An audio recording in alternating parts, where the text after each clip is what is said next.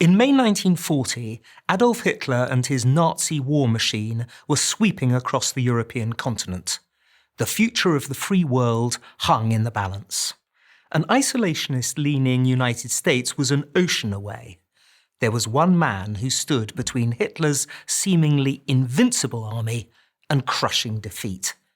That one man was Winston Churchill. He was born on November 30th, 1874. Though we think of him as the quintessential Englishman, he was actually half American.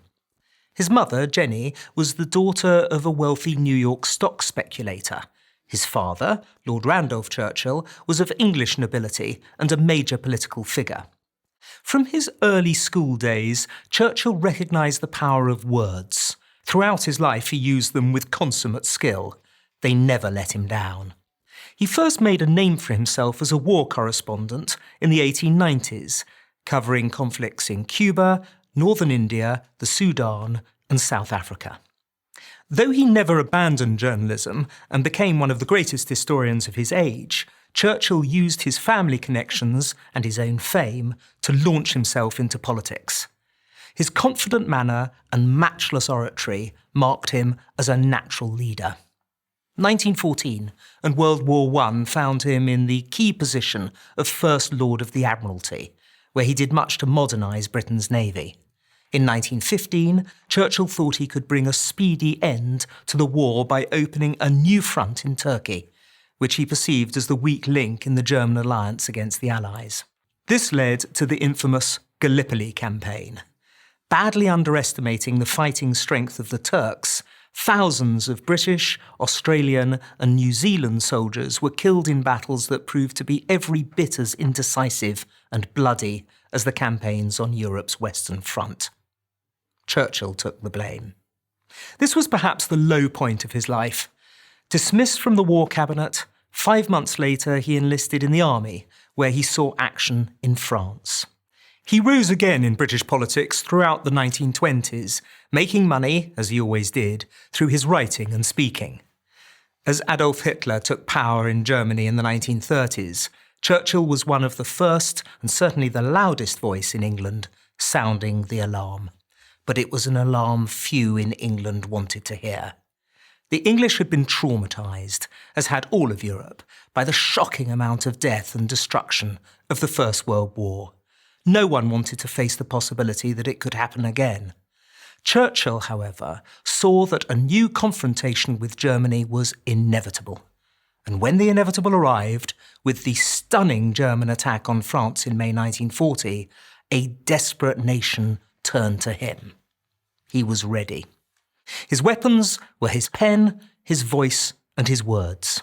"I have nothing to offer but blood, toil, tears, and sweat," he told the House of Commons in his first speech as Prime Minister. Things quickly turned from bad to worse. France collapsed, Belgium surrendered, and 250,000 British soldiers barely managed to escape from Dunkirk. Even as the war news moved from dangerous to desperate to disastrous, Churchill never wavered. In speech after speech, he infused the British with the spirit to fight on against Hitler's monstrous tyranny. "We shall not flag or fail," he said after Dunkirk. "We shall go on to the end. We shall defend our island, whatever the cost may be. We shall never surrender." The point about Churchill in 1940 is not that he stopped a German invasion, but that he stopped the British government making peace. If Churchill had not been Prime Minister, the pro-appeasement Foreign Secretary Lord Halifax would have been. We know that Halifax was open to negotiating with Hitler. We'd be mistaken to assume that the German Führer's terms would not have been reasonable. They probably would have been very reasonable, as Hitler wanted to fight a one-front war against Russia. And an agreement with Britain would have allowed him to do just that. Churchill made this impossible. Had he not rallied the British people in the face of defeat after defeat, preventing Hitler from concentrating his full efforts on Russia, the entire history of the free world would have been much different, and undoubtedly much darker. Because of Churchill's efforts and the marvellous resilience of the British people, the United States had an unsinkable aircraft carrier, Britain, from which to mount the liberation of the European continent in June of 1944. For this, and so much more, free people everywhere can thank the greatest man of his age, Winston Churchill. I'm Andrew Roberts for Prager University. Thank you for watching this video. Please consider making a tax-deductible contribution so that more people can watch PragerU videos.